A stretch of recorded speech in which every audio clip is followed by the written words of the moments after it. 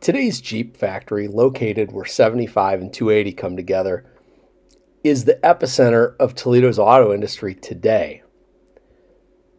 But 100 years ago, the epicenter of Toledo's auto industry, and really you could say the epicenter of Toledo's history, was just a few miles away at what was called the Jeep Parkway facility. And before that was the Pope Motor Company, and before that was a humble bicycle factory sitting on Central Avenue. That bicycle factory shaped the history of the city and the destiny of the... Hi again, everybody. Today we are going to kind of build on a lot of things we've talked about already in this class. So we talked about how transportation has always been key to Toledo's industry, Toledo's economy, and Toledo's identity. Going back to when the canal meets the river, when the railroads come down to meet where the canal meets the river. And we talked about the businesses that came out of that. Warehousing became a big thing. Repairing and building canal boats, having a shipyard became a big thing. And then we talked about Toledo's first great big factory, the Millburn Wagon Works, and how the Wagon Works is building all kinds of different wagons that are being used all over. We've got a steam shovel plant with the Vulcan Iron facility downtown. Toledo is making transportation stuff as its primary industry by the time we get to the 1880s. And then things are going to change a little bit in the 1890s. And out of that slight change in transportation comes a massive change in transportation. So the story of Toledo's modern economy starts with bicycles. And it kind of sounds crazy to think that Toledo is the bicycle capital of the world, but we were. Toledo had no less than 4 major bicycle companies and a whole lot of smaller bike companies. One of the bigger bicycle companies in Toledo was called Gendron Iron Wheel. And then finally, they were the Gendron Wheel Company. And today they're based out in Montpelier, Ohio as Gendron Inc. And instead of making bikes today, they make wheelchairs. So it's a Toledo company that made wheeled products that still is around. Anyways, Gendron Iron Wheel was across from where the Blade building is today downtown. And they pioneered the design of wheels. So when you look at the wheels on this Gendron tricycle here, you notice that these look like bike wheels. They look like old bike wheels, but they look like bike wheels. Nobody had made thin, wire-stranded, spoked wheels before. This was the big invention of Pierre Gendron, who was the guy who started Gendron Iron. And these wheels become a really big deal. And this is one of the things that really drives Toledo as a hub of bicycle manufacturing. Now, other things that you need to make a bicycle successful are really great ball bearings. And Gendron Iron gets a patent for a new kind of ball bearing. Assembly production, how to actually build steel products that are using tube steel, right? Because a bicycle has tube steel. If that was inch thick steel, you wouldn't be able to ride the bike very far because it'd be so heavy. They're pioneering a lot of new technologies for manufacturing using steel that are going to be fairly important for a different kind of vehicle soon. American Bicycle Company is another one of these bike companies. They are located out in the 900 block of West Central. Which we saw at the very outset of this film in that kind of Google flight that we took around West Toledo. American Bicycle Company is owned by a guy by the last name of Pope. It's located out in Central. Their engineers come up with a gas-powered tricycle. So it kind of looks like this Gendron tricycle, but it's got a gasoline engine, but gasoline engines were really heavy and really dangerous. So people didn't mess with the gasoline engines that much. But what they did at ABC was they came up with a vehicle that was powered by an engine. And so after that, you start seeing engineers at ABC starting to experiment with different kinds of engines. Steam engines. They're going to use a steam engine to power something with wheels. They're going to use electric. They're going to come up with some other gas engines. And pretty soon, old Albert Pope, who owns American Bicycle, realizes that bicycles are not necessarily what his company is going to make forever. So he buys out a company called Lozier Motors in Toledo that was working on other kinds of motors for things, especially steam-powered motors for personal vehicles. And in 1900, American Bicycle builds what they call the Toledo steam carriage. And you can see an advertisement here from Harper's Magazine out in New York from 1900. If we take a look at that real quick, first of all, you notice that that is a very small automobile. You see it's called the Toledo. Steam carriages B20 and B21 were the only steam vehicles entered in the Buffalo Endurance Test. Both reached Rochester and both were the first steam vehicles to arrive at the Pan American City. The second carriage of any description to reach Buffalo was the Toledo B20. Toledos are superior to every other type of steam-propelled vehicle. If you want the safest and best, you must have a Toledo, as they are the recognized standard in the steam automobile class. $900, made by American Bicycle Company Automobile Department, Toledo Factory, Toledo, Ohio, for all of $900. And then the funniest part is you see the tortoise and the hare here. Obviously, you guys remember the parable of the tortoise and the hare. You know, slow and steady wins the race. Well, didn't get much slower than the Pope Toledo, which went about 4 miles an hour.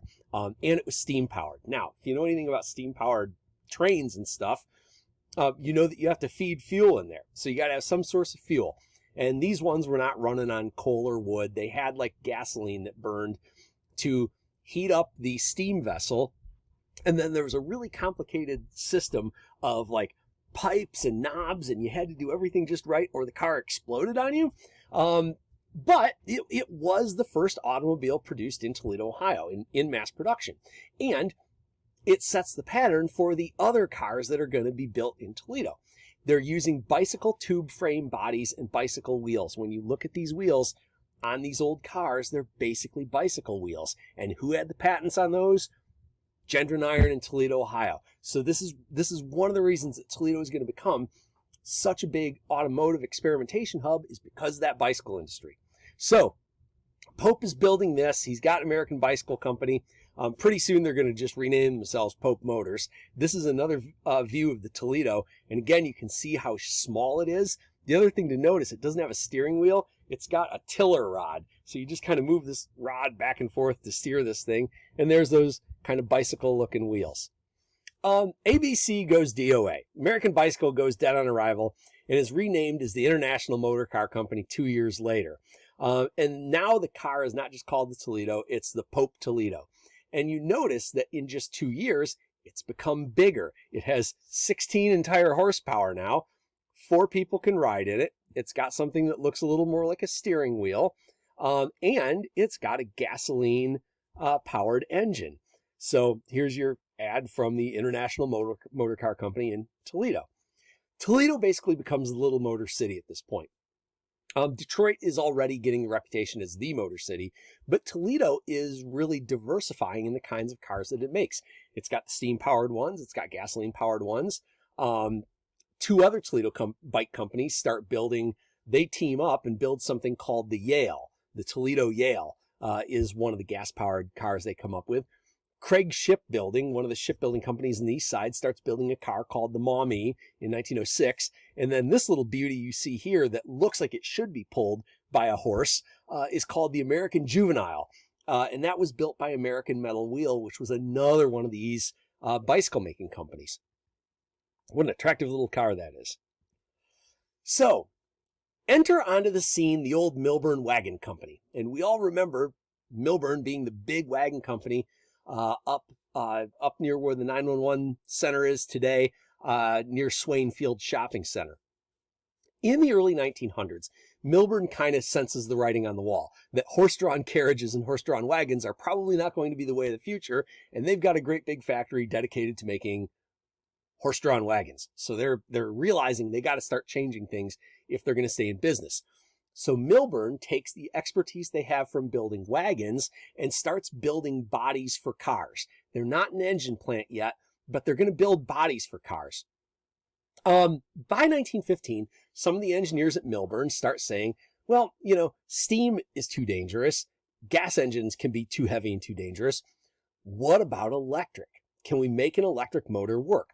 And they do. By 1915, Millburn is making electric cars with a 70-mile range. So it means, you know, with one of these Millburn electrics in 1915, you could drive from Toledo down to Bowling Green and back. You could drive from Toledo up to Monroe and back on a single charge. And they get better. By the time Millburn is done making electric cars, they're going to have cars with a 150-mile range, which when you think about today's electric cars, they're getting better now, but even 15 years ago, a 150-mile range for an electric car, we would have said in 2005, we would have said, oh, that's not bad. Well, here we were building them in Toledo like that by 1920. By 1920, Millburn was making a line of automobiles that I'll show you in a minute. They had electric sedans for the family, but you get 4 or 5 people in it. They had electric taxis that were being used in cities like St. Louis, electric limousines, and electric trucks being used for delivery. And a lot of Toledo companies did buy the Millburn electric trucks as their delivery vehicles. By 1924, the Millburn factory is sold off to General Motors out of Detroit as a body shop factory, and it's going to keep doing that for another decade or so. Here's some pictures of these Millburn electric cars. And you know what? I will try to remember to do a cost comparison here for you guys to today's dollars, so we can find out what $1,400 is in today's bucks. But here you see the first one is kind of the car that you can fit several people into. Here's the little coupe or roadster that they sold, and then down here is that delivery truck, the Millburn delivery truck, and you notice that it covers up all the things you're going to deliver. There's a big box in the back to put all your delivery goods in, but it lacks such amenities as a windshield and doors. So good luck to you if you're driving one of these in the rain. Here's some of my favorite pictures of the Millburn Electric. First, under the hood were the battery compartments. These were big old acid batteries that had to get recharged. And then here you can see the lady dressed up like a 20s lady in front of this Millburn coupe, and you can see it's a big car. And once again, I would have you guys note the wheels. These look like bicycle wheels, right? Again, we can kind of see the bicycle beginnings of automobiles in the Millburn Electric. The other thing that happens about this time is you start really seeing a parts company ecosystem crop up around the automobile industry in Toledo. This had already existed to some degree in Toledo. Those of you who took the World War II class with me remember me talking about a guy named Arlington Ulysses Betts, who was a rubber dealer and made tires, basically where Jefferson Street meets the river, the foot of Jefferson Street. And Betts, the reason he was making tires in Toledo, Ohio in 1896, 1897 is for the bicycle industry. Well, companies like Betts's Rubber Company and other companies in Toledo, the things they were doing for the bike industry easily translate to doing things for the automotive industry. So East Side Iron and Steel companies are providing a lot of the materials for the essential frames. So these are places in Birmingham and Ironville on the north shore of the East Side that are making a lot of the iron and steel components for Toledo's automobiles. The rubber tire manufacturers like Betts's company at Jefferson and the River are doing tires. And the other thing that is starting on the east side, you're starting to see oil refineries. They start cropping up in the 1890s. And of course, I think a lot of people from the rest of Toledo, when they think of the east side, they think of the fact that, we have a nightlight every night from the great big burn-off stacks that are flaming into the night at BP Husky and at Toledo Refining. Those date back to this era. And by producing gasoline, they're an integral part of our parts ecosystem in Toledo. Companies like Spicer Manufacturing. Spicer Manufacturing comes to Toledo around this time. They become an axle company. And today's Spicer Manufacturing, it grows into what we call Dana Corporation today, that's headquartered out off of 475 near Maumee. A company named Electric Autolite crops up near, what is that? Champlain and Elm, I think, on the north end. And Electric Autolite at first just does like headlights, electric powered headlights. Before this, your headlights were filled with oil. They were lamps and you had to light them, and that's not entirely safe. But they do headlights, and then later Electric Autolite makes starters and alternators. Again, lots of different factories providing parts for this growing automobile ecosystem. Finally, we get to the point where Pope sells out. So for those of you paying attention to this, in the beginning at 960 West Central Avenue, we had the American Bicycle Company. Then that same factory becomes the International Motor Car Company, producing the Pope Toledo. And then Pope basically decides, I'm selling out of the automobile business. I'm going to focus on other things. And he sells his factory at 960 West Central to a guy named John North Willys. And a lot of you guys have seen this name around the city. You think it's Willys Parkway or the Willys Overland. It's not. The guy pronounced his last name Willis. John North Willys owned a car company of his own out east. And then right about the time he's going to move production to Toledo, he also buys out a second car company out of Indiana called the Overland Motor Company. And the combined company is called the Willys Overland Motor Company. And Willys Overland is going to set up their factory in the old American Bicycle / Pope Toledo / International Motor Car Factory at 960 West Central Avenue, which of course is the place that we can still drive by today and see the big smokestack that says Overland. That is without a doubt one of the most historic places in Toledo, Ohio. It is without a doubt the epicenter of Toledo's motor car industry then, and really up until the past 20 years when Jeep moved out to what you saw at the beginning of this film with the Jeep Parkway plant out there, where 280 and 75 come together. So John North Willys moves all of his production to Toledo. He closes other factories, moves everything into Toledo, and they start mass production on Central Avenue. And the Willys Overland Company really defines Toledo's auto industry to this day. Here you can see from the early days of Willys Overland, Toledo, Ohio, you can see that they had a regular car, they had a delivery car, they had a big four-door convertible, they had a small racing car, the Speedster, they had another car that was kind of like a light truck, and another one of these kind of smaller convertible touring cars. So Overland Motors, we had lots of car companies in Toledo in the early 1900s. By the time we get to 1915, there's one company standing, and that is Willys Overland. Willys Overland becomes an empire. So right here, you're seeing Central Avenue. And right over here, this was the old ABC factory. And Willys Overland is going to build much more onto what Pope Toledo had built. And it's going to be one of the biggest car producing factories in the country. By 1920, Willys Overland is the second biggest car company in America behind Ford Motors.